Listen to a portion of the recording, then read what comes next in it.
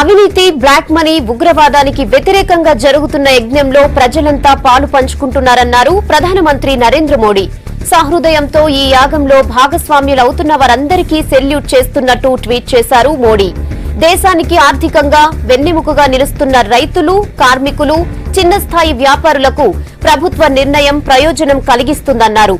నోట్ల రద్దుతో కొన్ని ఇబ్బందులుంటాయని ముందే చెప్పానన్న మోడీ స్వల్పకాలిక కష్టాలకు దీర్ఘకాలిక లాభాలుంటాయన్నారు. గ్రామాలు ఇప్పటిదాకా అభివృద్ధి చెందకపోవడానికి బ్లాక్ మనీ, అవినీతే కారణమన్నారు. గ్రామాలు తమ డ్యూని సాధించుకోవాలన్నారు. అవినీతి రహిత భారతానికి యువకులే ఏజెంట్లు అన్న ప్రధాని క్యాష్లెస్ ట్రాన్సాక్షన్ ఎక్కువగా చేయాలని సూచించారు.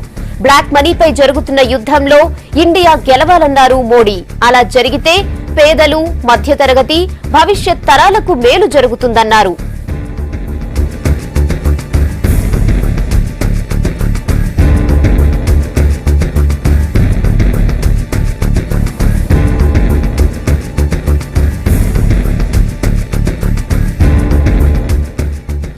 అవినీతి, బ్లాక్ మనీ, ఉగ్రవాదానికి వ్యతిరేకంగా జరుగుతున్న యజ్ఞంలో ప్రజలంతా పాలు పంచుకుంటున్నారన్నారు ప్రధానమంత్రి నరేంద్ర మోడీ.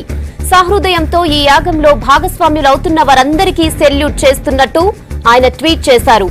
దేశానికి ఆర్థికంగా వెన్నెముకగా నిలుస్తున్న రైతులు, కార్మికులు, చిన్న స్థాయి వ్యాపారులకు ప్రభుత్వ నిర్ణయం ప్రయోజనం కలిగిస్తుందన్నారు.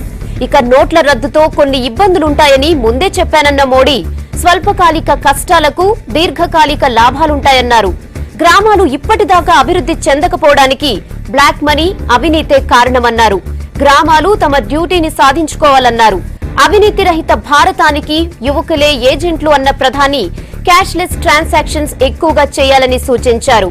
బ్లాక్ మనీపై జరుగుతున్న యుద్ధంలో ఇండియా గెలవాలన్నారు మోడీ. అలా జరిగితే పేదలు, మధ్యతరగతి, భవిష్యత్ తరాలకు కూడా మేలు జరుగుతుందన్నారు.